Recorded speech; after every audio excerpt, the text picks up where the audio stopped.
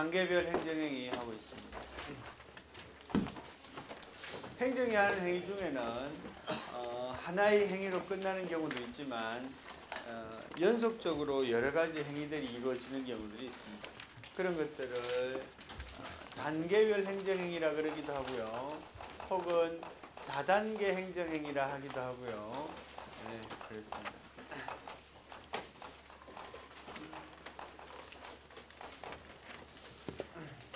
정확한 명칭은 단계별 행정 작용이겠죠. 왜냐하면 이 단계별 행정행위에는 행정행위의 성질을 띠고 있는 것도 있지만 그렇지 않은 것도 있기 때문에 그렇지. 그래서 단계별 행정행위에 해당되는 게 이제 여러 가지가 있는데 하나씩 보면 아우스쿵프트라는 거 이거는 교시라고 표현하기도 하는데 정보를 제공한다는 이런 뜻이다, 그지? 이것이 갖는 특징은 공식적인 견해 표명이 아니다 이런 말이지. 공식적인 견해 표명이 아니다. 공식적인 견해 표명이 아니라는 말은 처분 권한 있는 자의 명의를 가지고 하지 않는다는 말이죠, 그죠? 또 권한 있는 결정이 아니다 이런 말이겠지.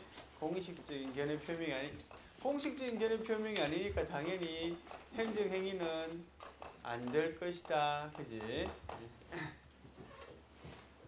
두 번째는 우리가 많이 하는 확약이다, 그지? 확약은 한자로 써보면 그 의미를 이해하기 쉽다. 확약은 그지? 약속이란 말이잖아요, 그죠? 확실한 약속. 확약이 갖는 의미는 뭡니까? 확약은 행정행위의 발급을 약속하는 것이다, 그지? 행정행위의 발급을 약속하는 것.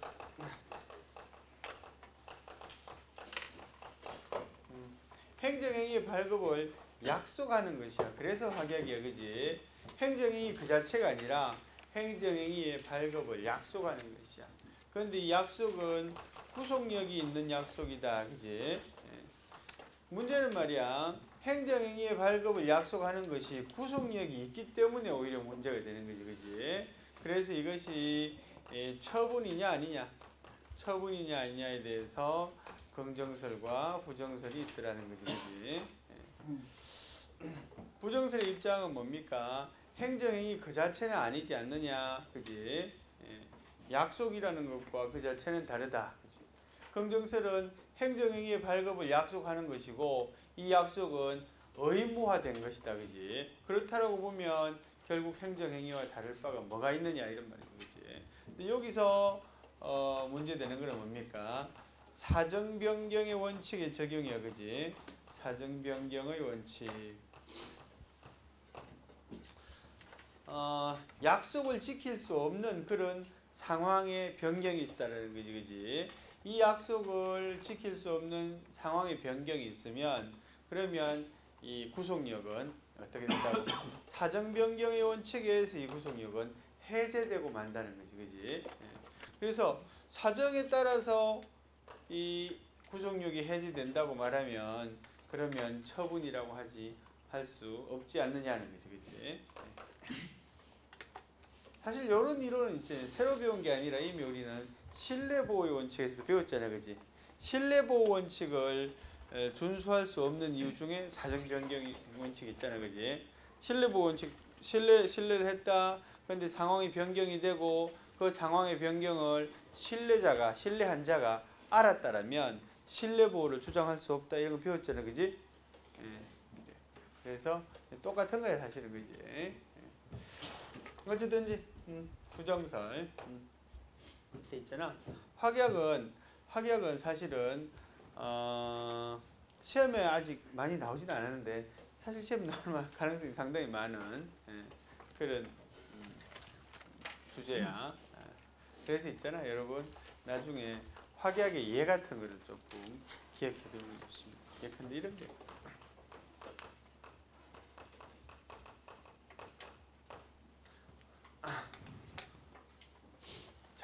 장군 있지, 그죠? 군대 가면 장군들이 진급할 때 그 진급 예정자 명단을 공표로 합니다. 공표. 예. 이런 게 확약에 해당이 돼요. 진급 예정자 명단 공표함이 있잖아. 특별한 사유가 없는 한 다 진급해야 됩니다. 예. 그래서 이 진급 예정자 명단을 공개함으로써 네가 진급 예정자라는 거를 미리 약속해 둔다는 거지, 그지? 우리 책에도 이런 거 있지. 우리 책엔 어떤 게 나와 있어요? 공공근로 사업에 이 사람이 신청했어, 그지? 그런데 시청에서 네가 공공근로 사업의 대상자로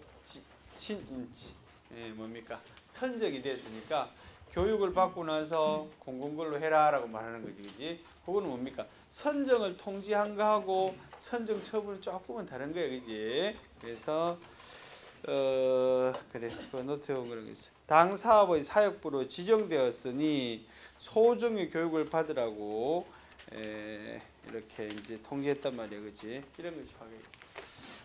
근데 있잖아, 사실 여기 확약인지 아닌지 조금 애매한 경우들이 있다, 그지? 뭡니까? 확약의 요건이 될 수 있는 것을 판단해주고, 그 다음에 자기의 주장하는 바에 따라서 긍정정사를 택해주면 되겠지. 그래서 세 번째는 있잖아. 세 번째는 뭐 했어요, 우리가? 예비결정이라는 거 했어, 그지? 예비결정. 이 예비결정은 뭐라 그래? 사전결정이라고 한다, 그지? 그 다음에 부분허가. 예비결정과 부분허가는 같이 설명하는 경우가 많은 게 있잖아. 중요한 공통점이 하나 있어요. 이 두 개는 말이야. 이 두 개는 다 대규모 사업에 적용이 된다는 공통점이 있어요. 왜냐하면 있잖아. 대규모 사업이기 때문에 만약에 그 사업이 실현되지 않으면 많은 피해를 입을 수 있잖아. 준비 과정에서, 그지? 그래서 미리 이런 사업이 타당하겠느냐, 법적으로 타당성을 갖느냐라는 것을 미리 알아보는 것이 예비결정이거든요. 부분허가도 마찬가지야. 대규모 사업이라는 것은 여러 가지 단계의 허가를 거치게 되는 거지, 그지? 원자로 뭐 시설허가, 건설허가, 영업허가 뭐 이런 식으로, 그지? 그래서 그런 대규모 사업에서 등장하는 허가의 종류다, 그지? 근데 이제 예비결정에서 우리가 기억해야 될 점은 뭡니까? 이 자체의 처분성이야, 그지? 요 자체가 있잖아. 예비결정만으로도 처분적인 의미를 갖느냐? 처분적인 의미를 당연히 가져야지 의미가 있겠지, 그지? 아까 말했잖아. 대규모 사업을 하는데 사전에 그 법적인 타당성을 확인해 보는 것이다. 처분성이 없다면 이것이 존재 의미가 없는 거예요, 그지? 두 번째는 뭡니까? 예비결정이 갖는 후행결정에 대한 구속력이야, 그지? 후행결정에 대한 구속력. 후행결정에 대한 구속력이라는 말은 예비결정이 후행결정에 대해서 구속력이 있다면 이미 결정된 예비결정 내용에 대해서는 다시 심리해 볼 필요가 없겠지, 그지? 그래서 긍정설, 부정설. 긍정설에서는 이미 심리한, 이미 판단한 예비결정에서 판단한 내용에 대해서는 다시 판단하지 않는다는 것, 그지? 다시 판단하지 않는다. 부정설은 아니다. 예비결정은 말 그대로 그 타당성을 검토하는 것일 뿐 본결정에는 말이지 구속력을 주지 않는다는 거지, 그지? 그래서 다시 한번 판단해 봐야 된다. 뭐 이런 입장이에요, 그지? 그래서 판례는 이렇게 부정설을 취하고 있다 했지. 부분허가도 마찬가지. 부분허가도 그 자체로서의 처분성, 그지? 처분성. 그 자체로 처분성이 있다, 그지? 그다음 두 번째는 부분허가는 뭡니까? 본행위. 본행위야, 그지? 부분허가로서 그것이 목적하는 본행위를 개시할 수 있느냐 이런 말이지, 그지? 본행위에 대한 일부를 받은 것이기 때문에 할 수 있다라는 거고요. 그다음 다섯 번째는 가행정행위야, 그지? 가행정행위.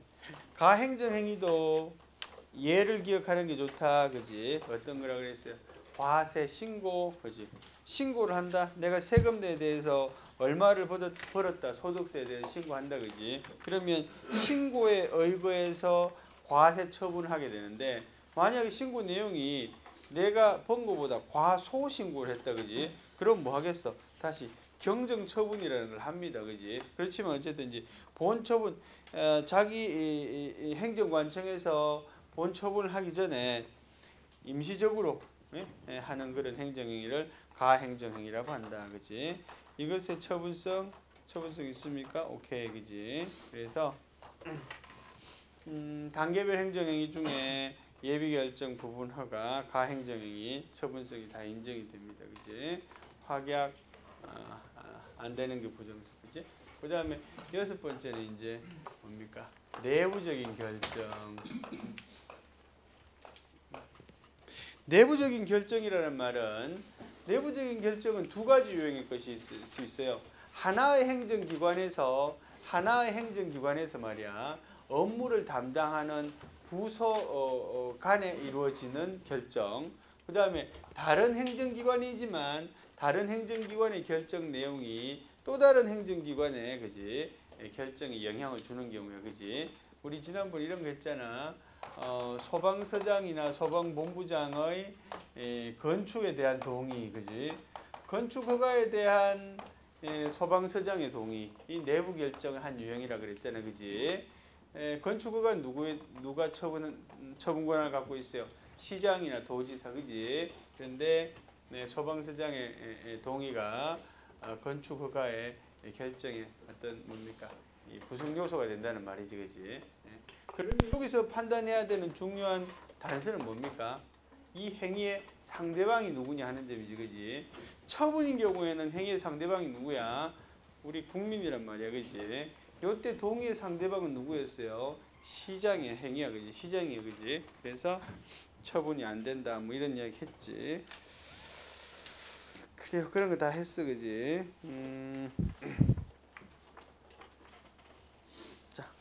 278페이지 보시면 확약의 허용성이라는 거 있어요. 확약의 허용성. 그래서 이론적인 근거.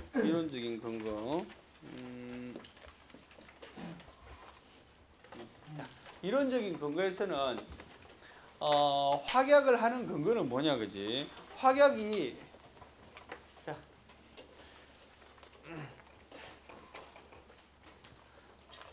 확약을 행정행위로 보는 견해도 있고 아닌 견해도 있는데 행정행위라는 것은 요거 한번 물어보자. 행정행위라는 것은 법적인 근거가 있어야만이 할 수 있다. 아니면 법적 근거 없이도 행정행위를 할 수 있다. 어떻게 생각해요? 행정행위는 법적인 근거가 있어야지 할 수 있다, 그지? 맞아요? 동욱이. 행정행위는 어떻게 생각해? 행정행위와 법적 근거의 관계. 행정행위는 법적 근거 있을 때만 할 수 있다. 없이도 할 수 있다. 있을 때만 할 수 있다. 이유는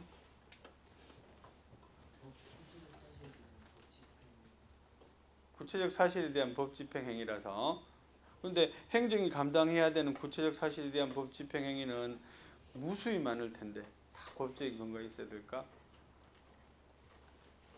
라고 생각할 수도 있겠지, 그지? 그래요. 어떻게 생각해요, 학생? 그래. 네 이름 뭐지? 정재홍? 호? 그래. 정재홍 학생 어떻게 생각합니까? 행정행위는 법적인 근거 필요할 것 같습니다. 이유는? 그렇죠, 그죠? 중요한 것은 말이야. 행정행위라는 것이 의무를 발생시킬 수 있다는 점이야, 그지? 그래서 법적인 근거가 필요할 것이다, 그지? 자, 확약은 그런 법적인 근거가 필요합니다, 그지? 뭡니까? 어떤 경우에 확약에 대해서 사실은 부정서를 택하는 경우에는 법적인 근거를 요하지 않을 수도 있다, 그지? 긍정서를 택하면 사실은 반드시 해야 되는 거야, 반드시. 부정서를 택하는 경우에는 할 수도 있고 안 할 수도 있어, 근거를 요할. 그래서 교과서에 보니까 어떻게 되어 있어요? 확약의 근거는 두 가지 견해가 있지, 그지? 본 처분을 할 수 있으면 확약의 확약도 할 수 있다, 그지? 본 처분에 확약의 근거가 포함이 되어 있단 말이야, 그지? 이런 견해가 있고 있잖아. 두 번째는 독자적인 근거가 필요하다, 그지? 확약하려면 독자적인 근거가 필요하다, 그지? 자, 다수의 견해는 뭡니까? 본 처분의 확약의 근거 정도는 포함이 되어 있다라고 봐야 되는 게 다수의 견해다, 이렇게 돼 있는 거지. 본 처분 권한 포함설.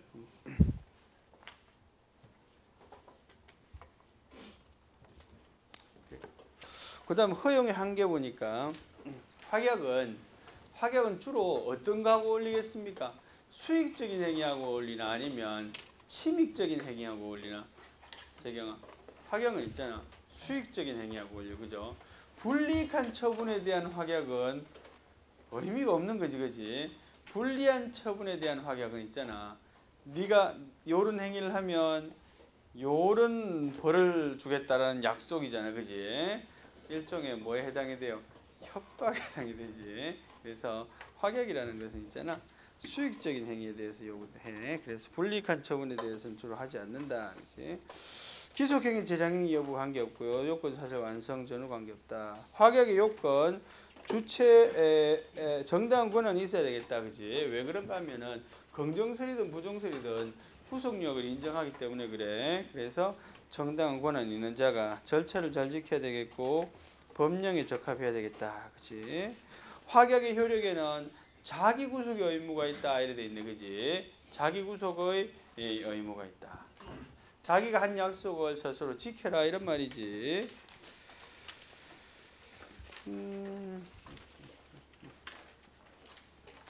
확약에 대한 권리 구제. 그래요. 이건 조금 설명할게.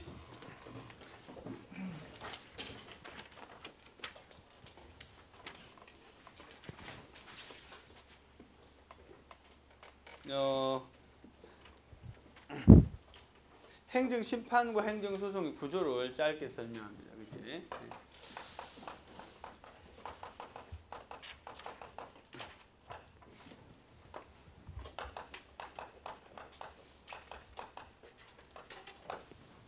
행정심판하고 행정소송은 있잖아요. 서로 이렇게 완전히 겹쳐지지는 않습니다. 행정심판은 행정소송 할 수 있는 것 중에 일부만 가능해, 사실은. 여러분 나중에 배우겠죠. 미리 양념으로 조그만 이야기하면 있잖아. 행정소송에는 두 가지 형태의 것이 있어요. 주관적, 여기 뭘 쓸 거라서 여기 쓰는 거야. 주관적인 소송이라는 게 있고요. 그 다음에 객관적인 소송이라는 게 있어요. 주관적이라 하면 있잖아, 자신의 권리 의무를 다툰다, 이런 말이야. 개인적 권리 의무를 다툰다는 거야, 그지? 여기에 개인이라 하면 자기 자신을 말하는 겁니다. 객관적인 소송이라는 것은 자기의 권리 의무와 관련 없는 걸 다툰단 말이야. 자기의 권리 의무하고 관계없는데 왜 다투노? 객관적, 공익적인 것을 말합니다, 그지? 나의 권리 의무는 아니지만 사회 전체 이익, 국가 전체 이익을 위해서 다툴 수 있다는 거지, 그지? 그런 걸 다른 표현으로 하면 법의 적정한 어떤 집행, 그지? 법의 집행이 적정했느냐를 판단해 보는 것이 바로 객관적인 소송이에요, 그지? 그렇다고 보면 소송의 원형은 어떤 거겠어요? 주관적인 것이겠어요? 객관적인 것이겠어요? 주관적인 거예요, 그지? 그럼 있잖아, 소송이라는 것은 있잖아, 요 범위의 소송은, 객관적 소송의 유형이라는 것은 현대적인 의미에서 보면 조금 범위가 늘어날까 줄어들까? 현대적인 의미에서는 객관적인 소송의 범주가 축소되어 가고 있다. 뭐 미력하지만 좀 확대되고 있지 않을까? 어떻게 생각합니까, 문수비? 확대될 것 같아요, 그죠? 이거 어떤 이야기야? 시민단체 활동 이런 거거든. 예? 남의 일에 자꾸 간섭하는 건데 그거는 뭡니까? 자기의 권리를 스스로 찾지 못하는 사람들이 있으니까 누가 좀 도와주는 거야, 그지? 근데 많아지면 안 돼, 이거는. 많아지면 대단히 위험한, 혼란스러워지고요, 소송이 남용이 되고요, 말 많은 사람들이 많으면 안 되잖아. 그런 거야, 그치? 적정한 만큼은 좋은 거예요. 왜냐하면 소송에서 약자들도 있거든, 그지? 그런 사람들을 도와줄 수 있는 측면이 있는 거지. 그래요. 근데 이제 주관적 소송에는 이제 두 가지가 있어요. 항고소송이라는 게 있고요. 그 다음에 당사자 소송이라는 게 있어요. 항고소송은 말 그대로 뭡니까? 행정의 우월적인 지위가 나타나는 거야. 항이라는 건 뭡니까? 항. 저항한다는 말이야, 그죠? 저항한다는 말은 뭐야? 위에서 높은 곳에서 내려온 일방적인 명령에 대해서 내가 불복하는 그런 개념이야. 그래서 이거는 뭐야? 권력적인 행위에 대한 반발이라는 걸 느낄 수 있지, 그치? 권력적인 작용에 대해서는 항고소송을 하게 되고요. 당사자 소송이라는 것은 여기서 보는 바와 같이 있잖아. 대등한 자들끼리의 다툼입니다. 그래서 권력 작용에 대해서는 항고소송, 비권력 작용에 대해서는 당사자 소송이라는 걸 하게 되는 거지. 그 다음에 여기는 이제 나중에 여러분 배웁니다. 민중소송이라는 것도 있고요.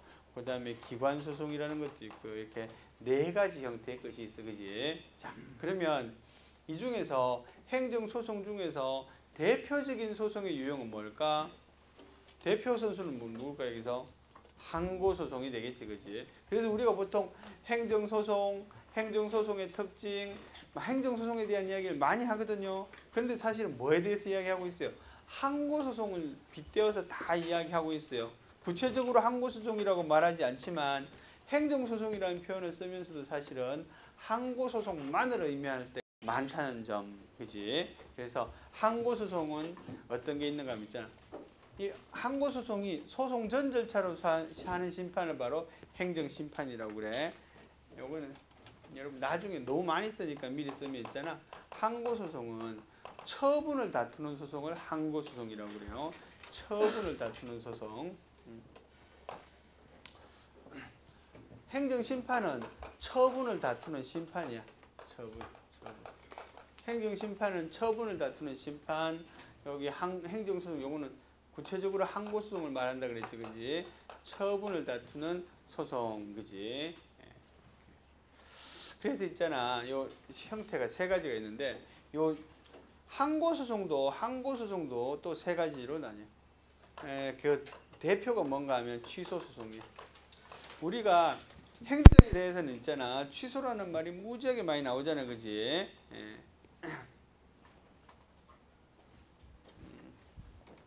취소소송이라는 거 있고, 그 다음에 무효라는 것을 확인해 달라는 소송이 있어. 이거 뭐야? 처분이 위법하니까 취소해 달라는 소송, 그치? 처분이 위법하니까 취소해 달라는 소송이고요. 처분이 무효이니까 확인해 달라는 소송이야. 등이라고 쓴 거는 뭐야? 무효 확인 소송, 부존재 확인 소송, 이렇게 유사한 유형이 있기 때문에 그런 거지. 그 다음에 또 뭐 있는가 하면 부작위 위법 확인 소송이야. 부작위 위법 확인 소송. 행정이 하는 처분에는 두 가지가 있잖아. 작위로서 하는 처분도 있고, 그지? 부작위로 하는 처분도 있어, 그지? 그래서 부작위가 행정이 아무것도 안 하고 있는 것은 위법하다는 것을 확인해 달라는 소송이야, 그치? 그 다음에 있잖아. 취소 행정심판에는 또 세 가지가 있어요. 얘네는 항고소송하고 행정심판은 서로 매치됩니다. 이렇게 대응관계에 있어요. 왜 그런가 하면 항고소송과 행정심판은 모두 처분을 다투는 소송이기 때문에 그래. 처분을 다투는 쟁송이기 때문에 그래, 그지? 그래서 이 심판에는 취소심판이라는 게 있고요. 그 다음 얘도 이렇게 매치돼. 이렇게. 여기 뭐가 있겠어? 무효 등 확인심판이라는 게 있겠지. 확인심판. 그 다음에 부작위 위법 확인 소송에는 뭐가 있는가 하면 의무 이행 심판이라는 게 있어요.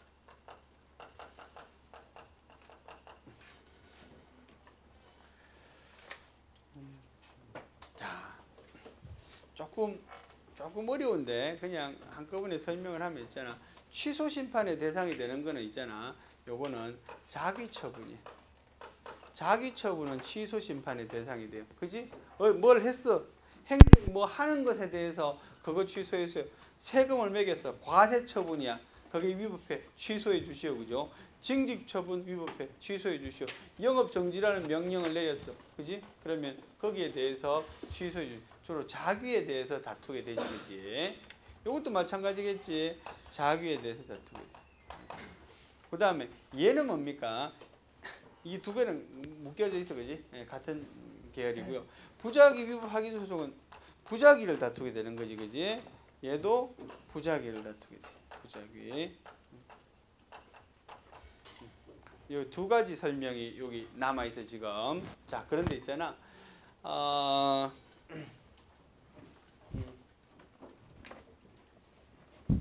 좀 다른 색깔 없나?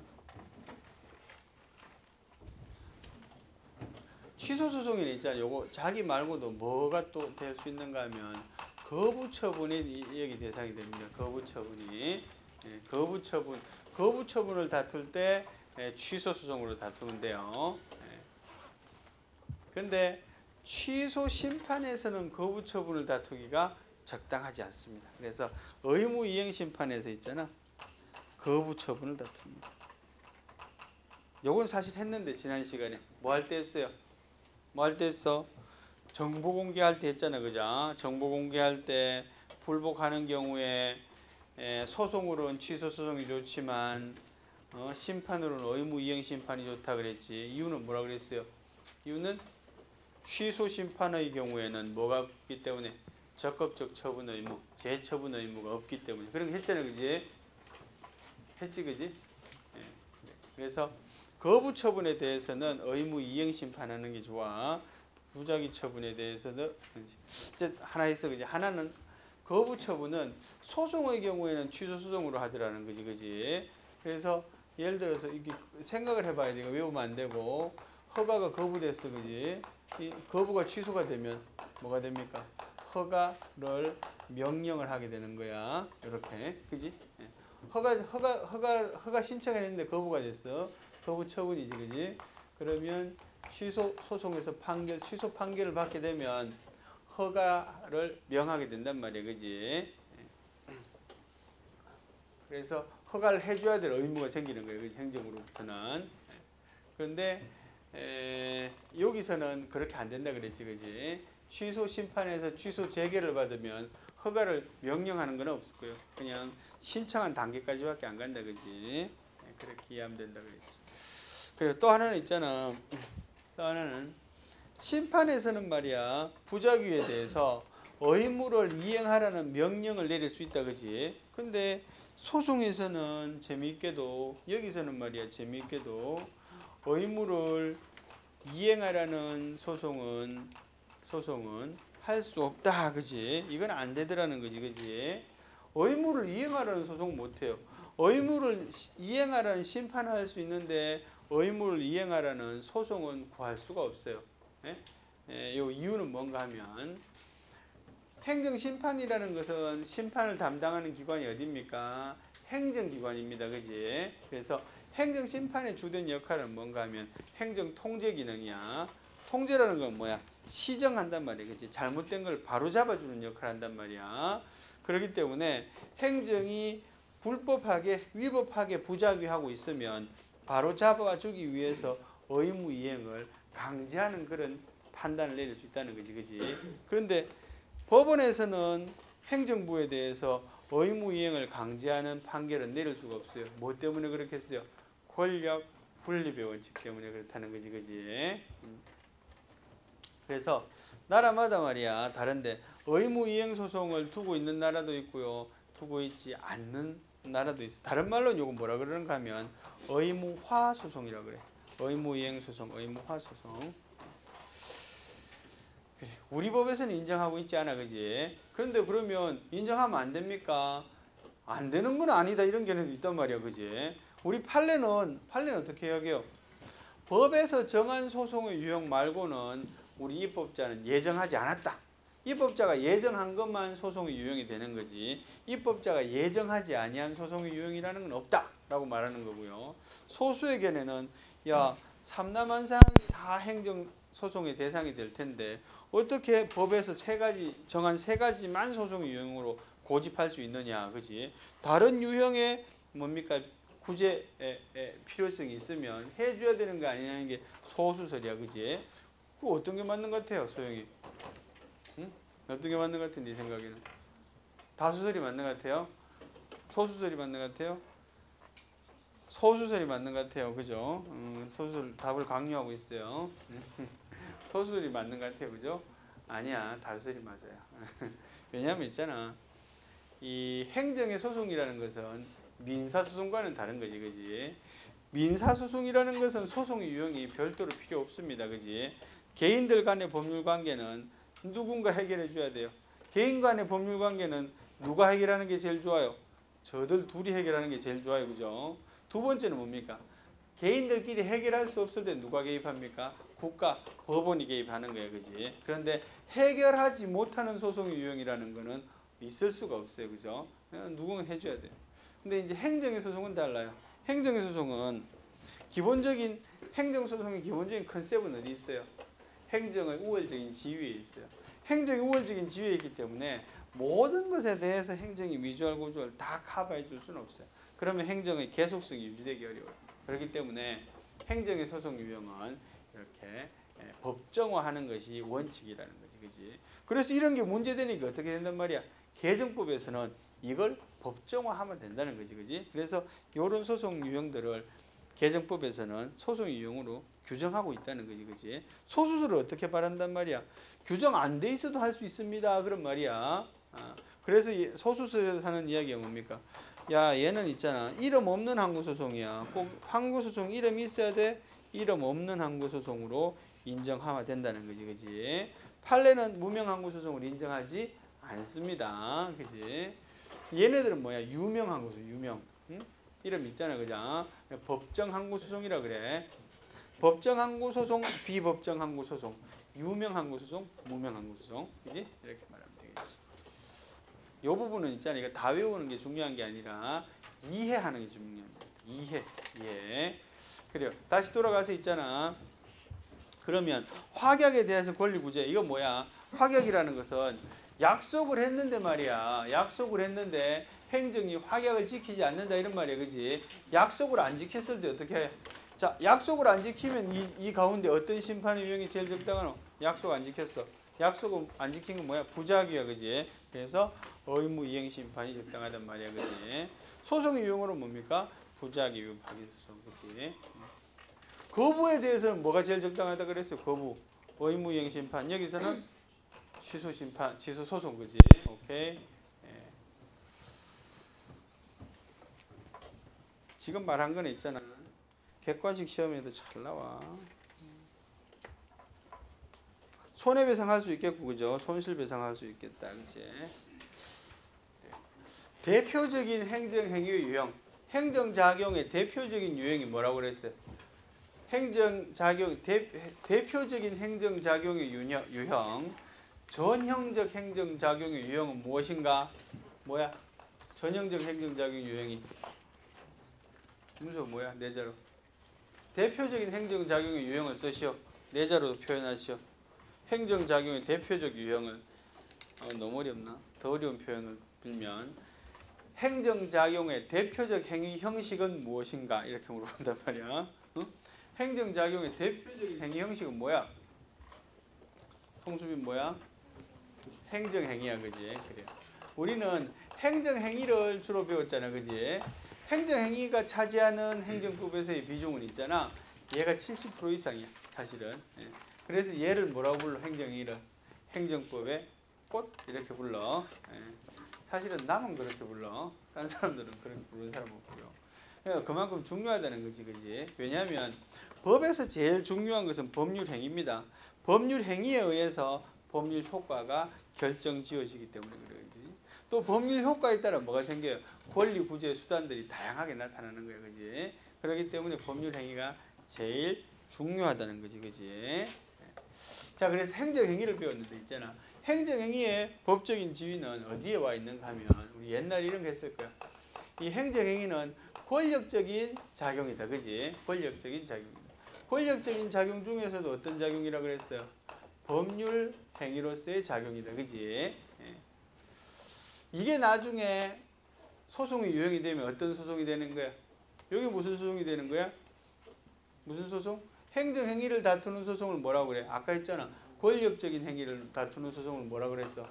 항고소송이 되는 거야. 얘가 항고소송이 되는 거야.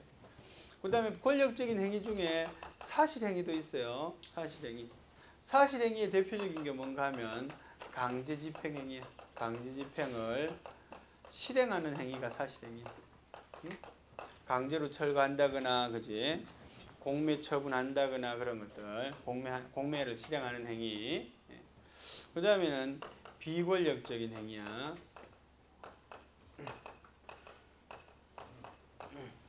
비권력적인 행위도 뭐가 있어요? 법률 행위가 있고 사실 행위가 있어요. 그죠? 이 법률 행위로 이루어지는 게 뭐야? 공법상의 계약이라는 거야. 계약이라는 것은 대등한 당사자들끼리의 법률 행위잖아. 그지? 이 공법상 계약을 다투는 소송은 뭐게? 비권력적인 행위를 다투는 소송을 아까 뭐라 그랬어? 당사자 소송이라 그랬어. 그치? 금방 했잖아. 그지? 또 그 다음에 법률행위라는 것은 권리 의무에 대한 변동을 가져오잖아요. 비권력적 행위이면서 사실행위인 거. 강제하지도 않으면서 권리 의무의 변동도 가져오지 않는 거. 이런 걸 우리는 뭐라고 말하는가 하면 행정지도라고 말합니다. 그치? 비권력적 사실행위 행정지도. 그치? 그래서 지금까지 배운 게 뭐야? 지금 우리 이 네 가지 중에서 있잖아요. 지금 뭐 배웠어요? 얘 배웠어요. 얘 하나 딱 배웠어. 그지? 근데 얘가 차지하는 비중이 70% 이상이란 말이지. 앞으로 이제 뭐 배울 거야? 얘 배우고 얘 배우고 얘 배웁니다. 그래서 공법상 계약, 행정지도, 그 다음에 강제집행, 행정 강제를 배웁니다. 이렇게 네 개를 순차로 배울 거야. 근데 70%라고 말했지만 실제로는 뭐야? 실제로는 우리가 이론적으로 공부하는 사람 입장에서는 이것의 비중이 90% 넘어요. 이거는 있잖아. 오늘 이거 다 할 거야 그냥. 요거 빼고 요거 두 개는 오늘 다 할 수 있단 말이지. 별로 할 게 없어요. 예. 왜냐하면 할 게 많은 거는 뭐야? 기존에 갖고 있던, 기존에 우리가 배우고 있는 일반 법 이론과 다른 거를 배운단 말이야. 그지? 사법상의 거래관계와 다른 행정법의 어떤 특질을 이 수업 시간에 배우게 되는 건데, 이런 것들은 있잖아. 공법상의 계약이라는 것은 어떤 특질이 별로 없어요. 얘도 별로 할 이야기가 없어. 왜? 왜 할 이야기가 없겠어? 원인은 이것 때문에 그래. 그지? 사실행위는 별로 할 이야기가 없어요. 원재현, 사실행위는 왜 할 이야기가 별로 없겠어? 사실행위는 권리나 의무에 관한 사항을 변동시키지 않기 때문에 그래. 그지? 맞아? 네, 그래. 대답도 하기 싫어요. 그래요.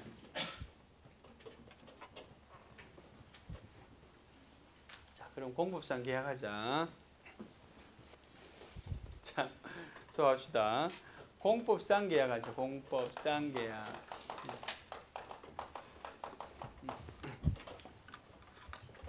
자, 공법상 계약은 두 가지의 개념 요소를 갖고 있다. 그지? 계약이라는 것은 뭡니까? 대등한, 이런 의미를 갖고 있죠. 대등한 법률 관계의 당사자들이 하는 법률 행위야. 그지? 대등한 당사자들이 뭘 합니까? 의견의 합치를 보는 거지. 그지? 그렇지? 예. 그래. 계약의 기본적인 원리는 뭔가 하면, 의사자치라는 거예요. 의사자치가 뭔지 알아요? 의사자치가 뭔지 알아? 의사자치라는 건 뭡니까? 둘 간에 자유롭게 의사결정을 한단 말이야. 그지? 의사를 자유롭게 결정한단 말이야. 자치, 다스린다는 말은 법률행위를 말이야. 법률행위의 결정을 자기들 스스로 한단 말이야. 그지?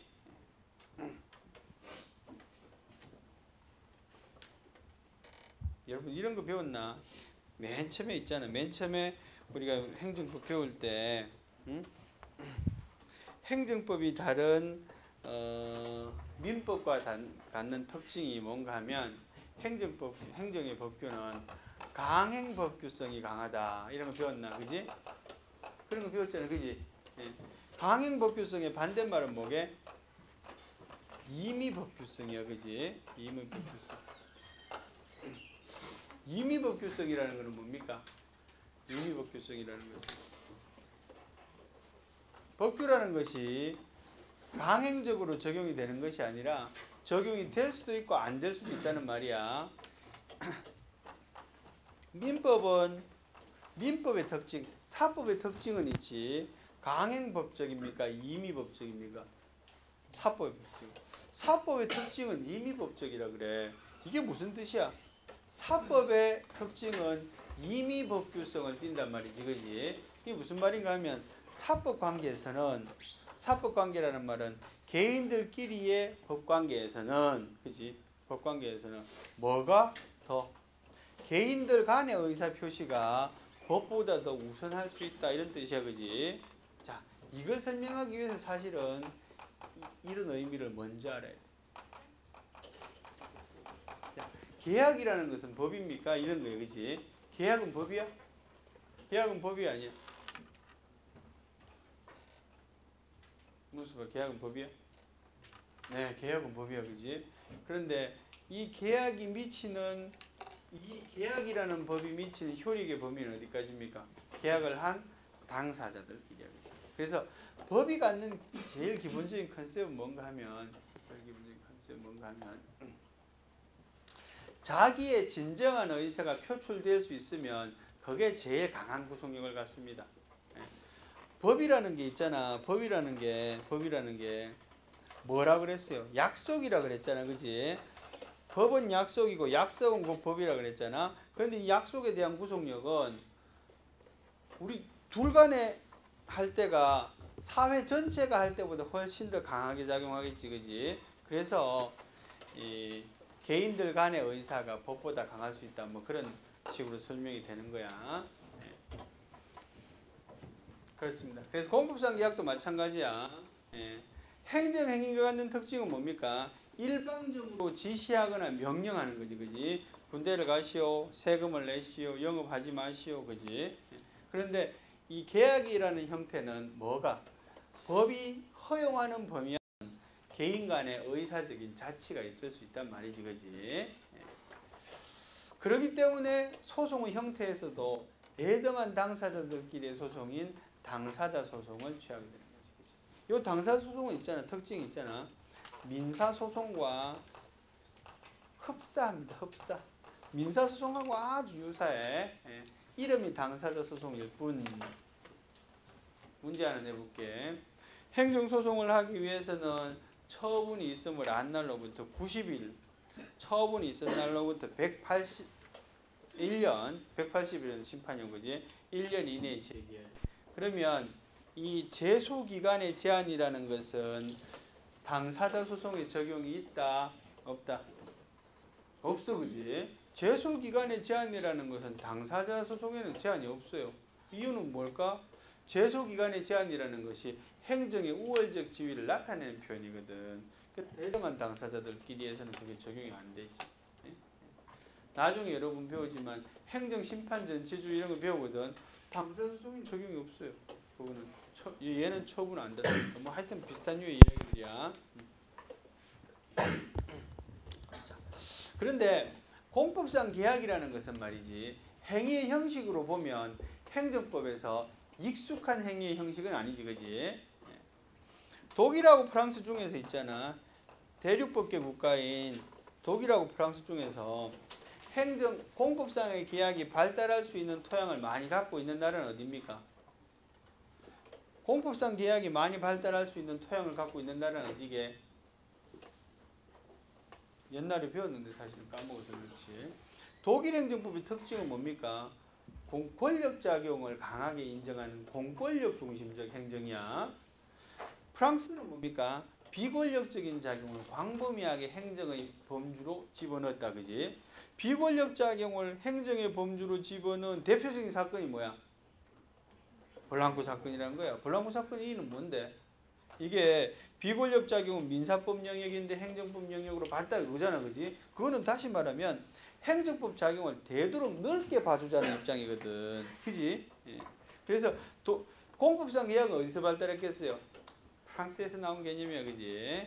독일에서는 공법상 계약을 되도록이면 안 인정하려고 그랬다는 거지, 그지? 예. 자, 그다음 또 하나. 이 공법상의 계약이라는 것은 법률 유보가 적용이 되겠나 안 되겠나 고민해보자 말이지. 공법상 계약에는 법률 유보가 적용이 될까 안 될까? 아까 전에 행정행위라는 것은 법률 유보가 적용된다고 했나? 그지? 맞아, 종명이. 행정행위에는 법률 유보가 적용이 됩니까? 네. 그래. 막 대답하는 거 아니지? 그지? 행정행위에는 법률 유보가 적용이 되는가? 이 말은 풀어서 물어보면 행정행위에는 법률적인 근거가 필요하냐 이 말이야. 그치 원재야? 그지? 그래. 행정행위에는 법률적인 근거가 필요한가?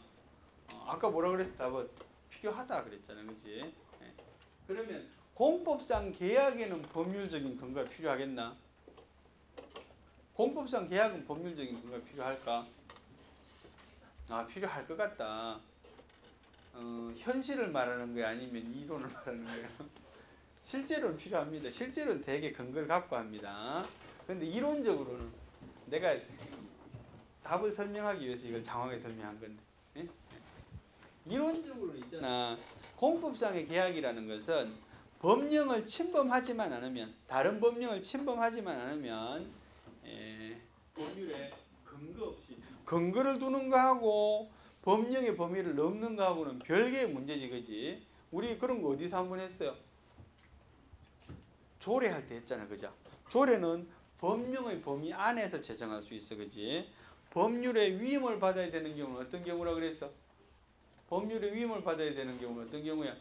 권리를 제한하거나 의무를 부과하는 경우야, 그지? 그런 경우의 위임은 어떤 위임? 계괄적 위임. 그런 거 했잖아, 그지?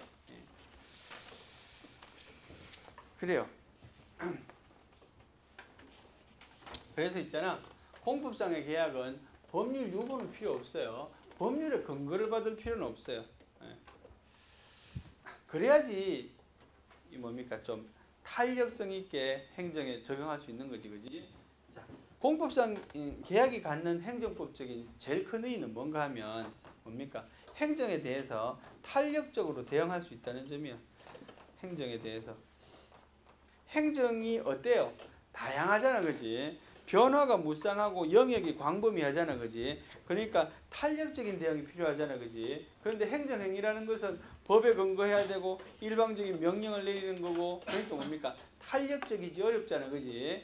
행정행위는 법률 유보에 적용을 받으니까 탄력적일 수 없어요, 그지? 그래서 탄력적으로 대응하기 위해서 몇 가지의 그런 방편을 두고 있어요. 어떤 거 했어요? 탄력적으로 하는 게 지금 하고 있는 공법상의 계약 탄력적으로 대응하기 위한 거야? 맞나? 맞습니다. 그지? 또 뭐 있었어요, 우리? 부관이라는 것도 있잖아, 부관. 그지? 재량행위 하는 것도 뭐 이거는 가장 원초적으로 탄력성을 부여하는 거지, 그지? 재량행위. 이게 1번이 사실 1번. 응? 2번. 이게 2번. 이게 3번. 응? 부관하고 공법상 계약하고 활용도는 어디가 더 높아? 성호. 부관하고 공법상 계약하고 활용도는 어디가 더 높아? 활용도. 부관이야, 그지? 부관할 때 배웠잖아. 이런 탄력성을 대응하기 위해서 이런 게 나왔는데, 그지? 부관에 아직 이 시간에 배우나? 부관이 너무 유용하게 적용이 되기 때문에 공법상 개혁은 오히려 활용도가 적다 이런 편이 있어. 자, 어쨌든지 독일이나 있잖아. 오스트리아 독일 옆에 있는 나라잖아, 그지? 오스트리아 사람들은 뭐 독일 사람들은 비슷한 사람들이지. 이런 나라들은 공법상 계약을 좀 달가워하지 않았다 그래. 그래서 오스트리아 헌법에는 행정의 작용은 법률에 근거해서만 할 수 있다. 노트 보시면 있잖아. 어디에 나오는가 하면 278페이지 보시면 오스트리아 헌법 18조에는 모든 국가 행정은 법률에 의해서만 행해질 수 있다. 그지? 모든 국가 행정은 법률에 의해서만 행해질 수 있다는 표현이 뭐야? 행정 행위로만 행정작용을 수행할 수 있다. 이런 표현이라는 거지. 그지? 그만큼 뭡니까? 권력 중심의 행정이기 때문에 공법상의 계약을 좁게 인정하려는 경향이다. 그지? 프랑스는 넓게, 그지? 공법상 계약의 가능성과 자유성. 아까 이 법률 유보 원칙은 적용되지 않는다 그랬는데 법률 우위의 원칙은 적용되게 안 되게? 법률 우위의 원칙은 적용이 돼요. 그죠? 당연히 법률을 침해해서는 안 된다 이런 뜻이잖아. 그래서 법률 우위의 원칙은 적용이 되고요.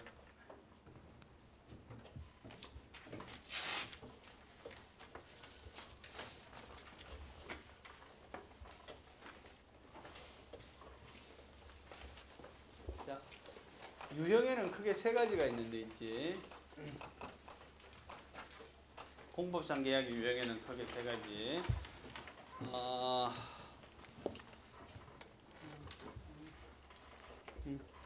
첫째 책 보시면 행정주체끼리의 계약. 행정주체끼리의 계약은 이런 게 있을 수가 있지. 자, 성남시하고 용인시하고의 계약. 성남시하고 용인시하고의 계약. 주로 어떤 건가 하면은 이 경계지역이 있어. 시경계지역. 경계지역의 도로관리. 시경계지역의 도로관리. 이런 것들을, 이런 것들을 계약의 형식으로 정하는 거지, 그지? 그 다음에는 주체와 사인 간의 계약. 여기에 해당되는 게 뭡니까, 이게? 계약직 공문을 임용하는 거. 계약직 공문의 임용.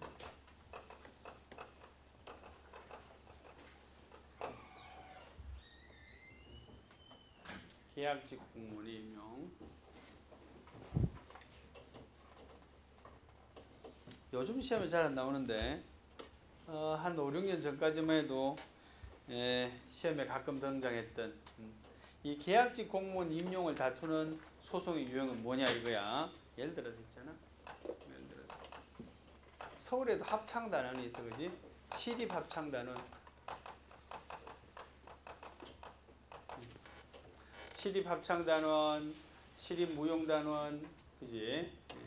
요런 사람들은 공무원입니다, 그지? 계약직 공무원이야, 그지? 우리 예전에 이런 드라마 있었잖아. 베토벤 바이러스. 봤어요? 눈썹이. 안 봤어요? 뭐 했어 그때? 군대 갔어? 아 몰라 뭔지도. 북한에서 온 거 아니지? 베토벤 바이러스 아주 유명한 그지 드라마였는데, 베토벤 바이러스에 보면은 그 오디션 봐가지고 공무원으로 채용하잖아, 그지? 시립 교향악 단원, 그지? 몇 급 공무원일 것 같아요? 계약직 몇 급? 7급 공무원, 7급 공무원, 계약 7급 공무원.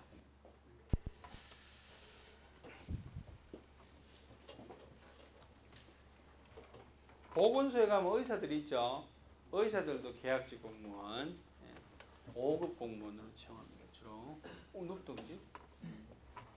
전문의 자격증이 있으면 사로 가기도 합니다. 자기 근무 연차에 따라, 그지?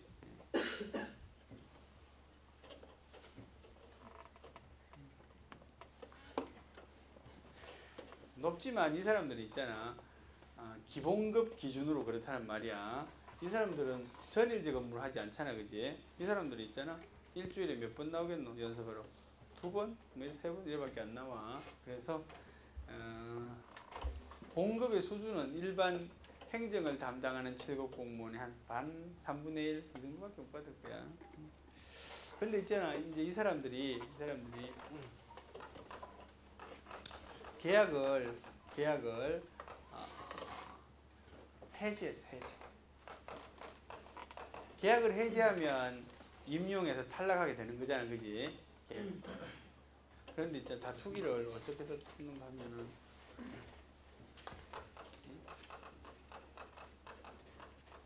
내가 사실 정확한 명칭은 모르겠어. 근데 해고 또는 해임이겠지. 해임 취소 소송으로 소송을 제기했어. 그래서 이게 아니라, 이런 소송이 아니라 어떻게 해야 되는가 하면은 계약 해제 무효 확인 소송, 이런 형태로 해야 돼. 계약 해제가 무효라는 것을 확인해 달라는 소송의 형태여야 된다는 거지. 얘는 당사자 소송이야. 요건 항고 소송이지, 그지?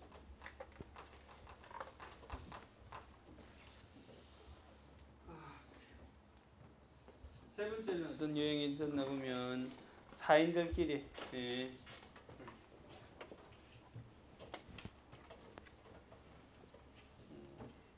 사인들끼리 계약, 토지 소유권자하고 토지 소유자의 계약,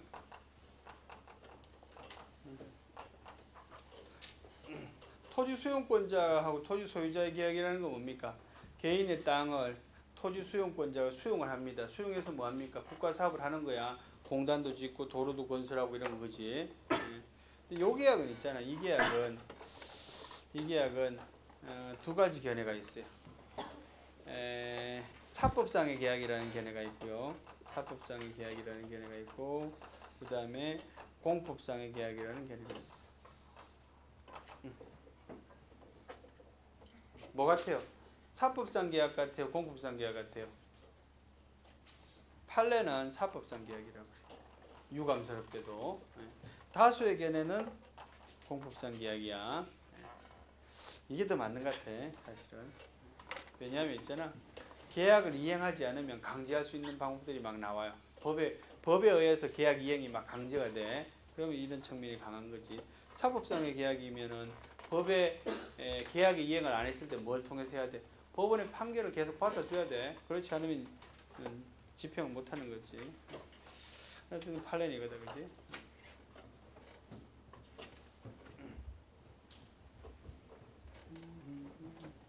자율성 했어. 자, 그 다음에는 이제 용어의 문제인데, 행정계약과 공법상 계약. 용어를 어떻게 정리할 거냐, 그지?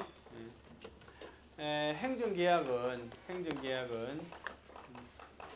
이 광의 넓은 의미로 행정계약은 행정이 주체인 모든 계약, 그죠? 행정이 주체가 되는 모든 계약을 행정계약이라고 그래. 행정계약에는 두 가지가 있겠지. 공법상 계약이 있겠고, 그지? 공법상 계약이 있겠고, 그 다음에 사법상 계약이 있겠지.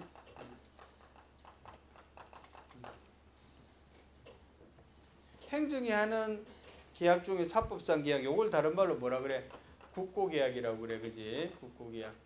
예컨대 어떤 게 있어요? 예컨대 뭐 납품계약, 그지? 육군에다가 뭘 납품하는 계약. 응?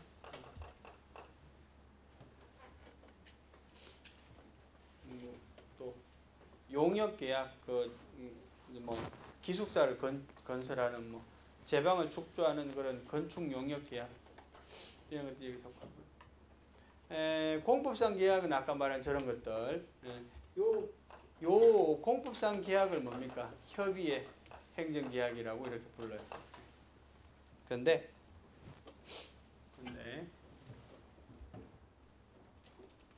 한국에서는 행정계약이라는 표현 잘 안 써요. 이거 쓰는 데 있잖아. 요 협의의 행정계약 개념. 프랑스에서는 공법상 계약하고 행정계약이 이렇게 동일시 하는 경향이 있고요.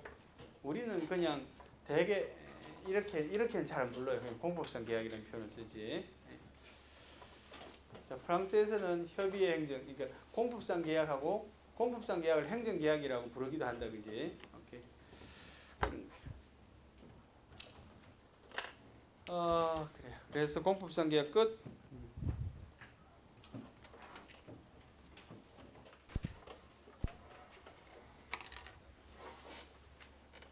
행정지도.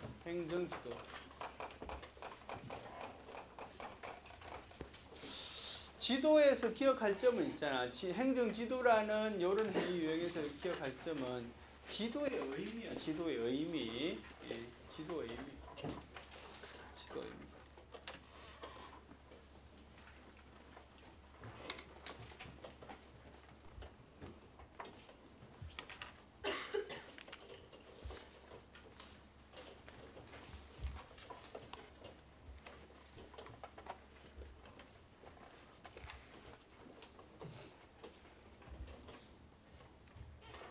운영은 예. 지도라는 건 있잖아. 행정으로부터 지도를 받으면 따라야 될까 안 따라도 될까? 여기 제일 중요한 컨셉이야. 따라야 되나 안 따라야 되나? 아니면 따르면 좋나? 세 가지가 있다, 그지? 따라야 된다. 따르지 않아도 된다. 따르면 좋다. 그래. 따르면 좋은 거야. 안 따라도 상관없다, 그지? 따르면 좋은 거. 그래서 지도의 가장 큰 개념 요소는 뭔가 하면 권유예요, 권유. 권유. 네? 네. 권유의 의미를 갖는다, 그지? 근데 지도가 권유의 의미를 갖는다는 것은 어떻게 보면 다분히 교과서적인 표현이야. 그지?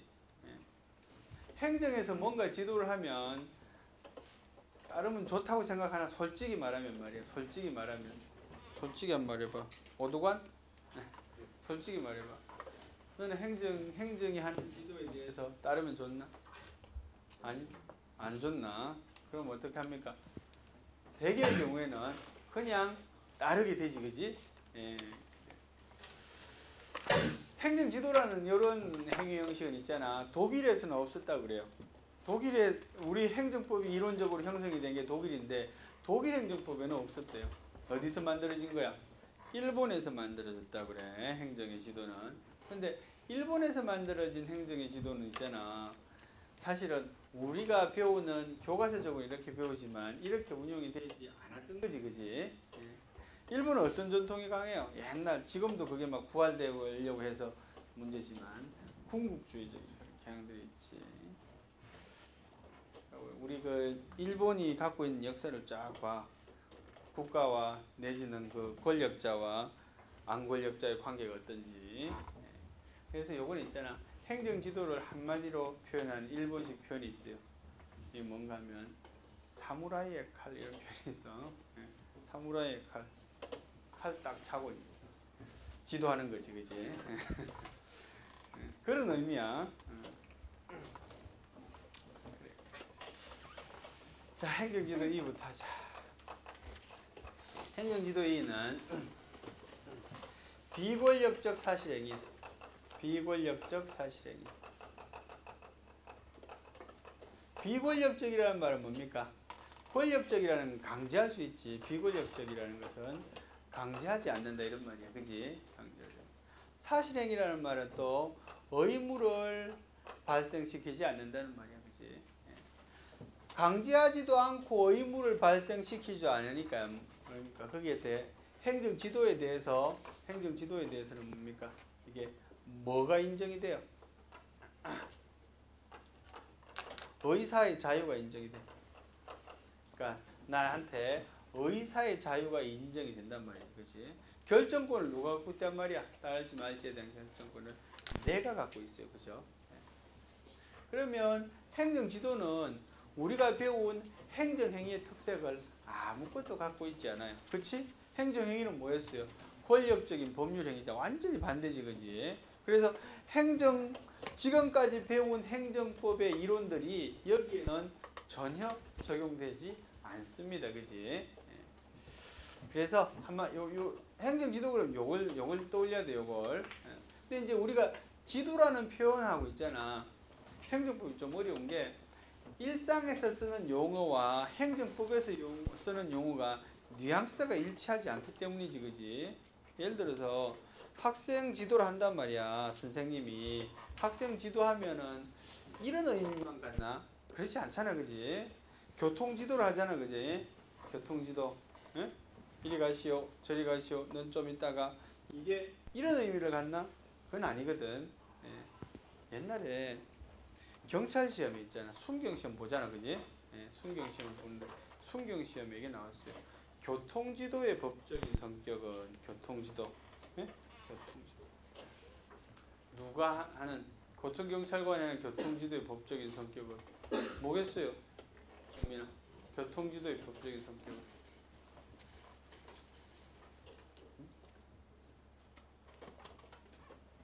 정민이 너밖에 없어, 여기.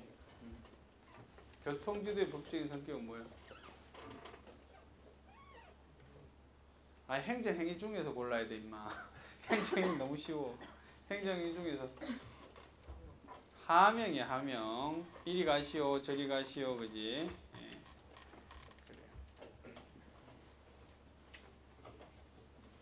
이런 데 있잖아. 행정 지도에 동그라미 친 사람이 많았어요. 그 이유는 뭔가 하면 문제집에 그래 나왔기 때문에. 걔네들 다 틀렸어. 자, 이제 의사의 자유가 있다, 그지? 예. 어떤 게 이제 행정지도에 가면 예를 들어서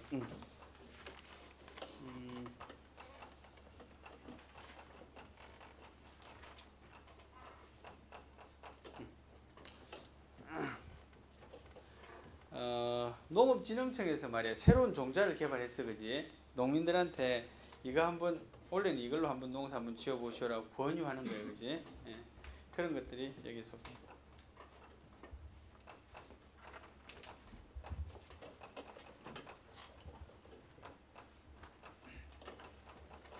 물가 인상 억제 권유라고 썼는데 이런 거는 뭔가 하면 짜장면 값은 누가 정하게? 짜장면 값. 짜장면 값은 누가 정할까? 달에. 미래. 네, 문미래. 짜장면 값은 누가 정하는지 알아? 네? 누구? 짜장면 값을 정하는 사람. 짜장면 값, 그렇지. 짜장면집 주인이 정하지, 당연히. 짜장면 주인이 짜장면 값 정합니다, 그지? 네. 그 다음, 공중목욕장 입욕비. 공중목욕장 입욕비. 이거 누가 정하노? 이 주인이 정한다고. 그지? 주인이 정하는데, 짜장면 값이나, 그 다음에 공중목욕장 입욕비나 이런 것들은 사실 뭡니까? 주인이 자유롭게 정할 수 있는 것임에도 불구하고 물가 전체에 좀 영향을 많이 미쳐요. 짜장면이 상대적으로 다른 음식보다 싼 편이잖아, 그지? 예? 학교 앞에는 2,000원짜리도 있고, 그지? 예. 물론 뭐 비싼 데는 10,000원 넘어. 근데 있잖아. 그래서 시청에서 이런 요식업자들한테 짜장면 값을 얼마 이상은 좀 받지 마시오라고 권고를 하게 됩니다. 그치? 예. 숙박업도 마찬가지. 숙박업도. 예? 이런 거는 권고만 하는, 권고만. 예.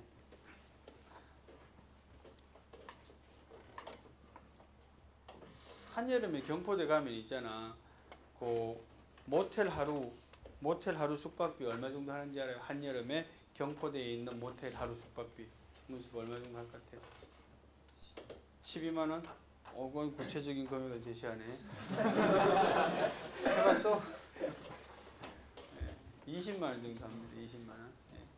이런 건 이렇게 하면 뭡니까? 20만 원 받으면 그 지역에 좀 관광적인 그런 나쁜 이미지를 주잖아, 그지? 관광에 관해서.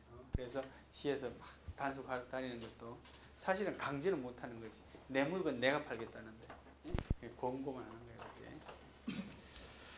그래요. 그래서 중요한 건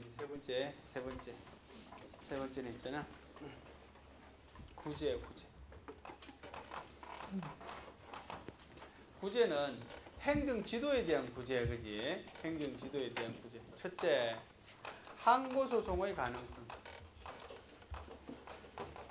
항고 소송의 가능성이라는 것은 뭐야? 이 풀었으면 뭡니까? 지도에 대한 취소 소송 이런 말이야, 그지? 행정 지도를 취소해 달라는 그런 소송을 할 수 있느냐 말이야, 그지? 행정 지도를 취소해 달라는 소송을 할 수 있느냐 말이지, 그지? 있겠어요, 없겠어요? 기본적으로 없어요, 없어. 왜? 행정 지도를 따를지 말지는 내가 결정했거든. 강제했을 때 항고 소송의 대상이 되는 거야. 이거는 권력 작용의 대상인 거지, 그지? 권력 작용이. 행정 지도는 내가 따랐어. 그런데 취소해 주시오. 이게 말이 안 되는 거야, 그지? 안 맞는 거지, 그지? 두 번째. 손해배상의 가능성.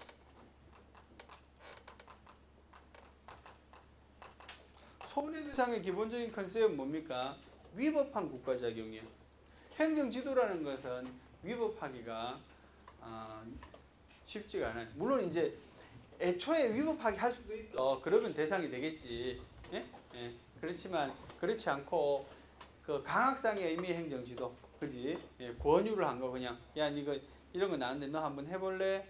행정의 방향이 이쪽이야. 좀 따라줘. 이런 거거든. 그래서 손해배상의 가능성도 희박해요. 그죠? 안 되는 건 아니야. 안 되는 건 아닌데 희박. 다 이제 세 번째는 있잖아. 이 변형된 행정지도가 문제가 되지. 변형된 행정지도. 변형된 행정지도는 무슨 말인가 하면 행정지도의 이름을 갖추고 있으면서 이건 이름을 갖추고 있으면서 실제로는 강제하는 경우야. 실제로는 강제하면 이거 뭐가 될 수 있어요? 항고소송의 대상 가능성이 있어요. 예를 들어서 이런 거거든. 지금도 그런지 모르겠는데 예전에는 이랬어요. 국가에 있잖아.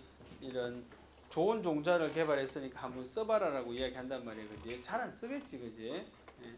그런데 그거를 자꾸 행정이 하는 권유를 잘 따라주는 사람이 예쁘겠지. 그지? 그래서 이 잘 안 따르면 대출 같은 거 할 때 이렇게 승인을 잘 안 내줬다 그래요. 우리나라의 경우에. 그러니까 국가에서 하는 이런 사업에 잘 따르는 사람은 대출할 때 좀 쉽게 해주고 잘 안 따르는 사람은 엄격하게 하는 거지. 그지? 그렇게 하면은 실제로 이렇게 되잖아. 그지? 그러면 이런 대상이 될 수 있겠지. 그지? 그래요. 그래서 행정지도는 원래 강학상의 의미로 쓰일 때는 법적인 뭡니까 효과나 의미가 별로 없다. 그지? 다만 이것들이 강제되거나 아니면 사실상의 의무를 부여하는 것으로 되거나 그지? 그렇게 변형이 되면 항고소송의 대상이 될 수도 있다. 뭐 이런 이야기지. 그지? 자, 오늘은 여기까지. 수고했습니다. 감사합니다. 네. 출석 부릅니다.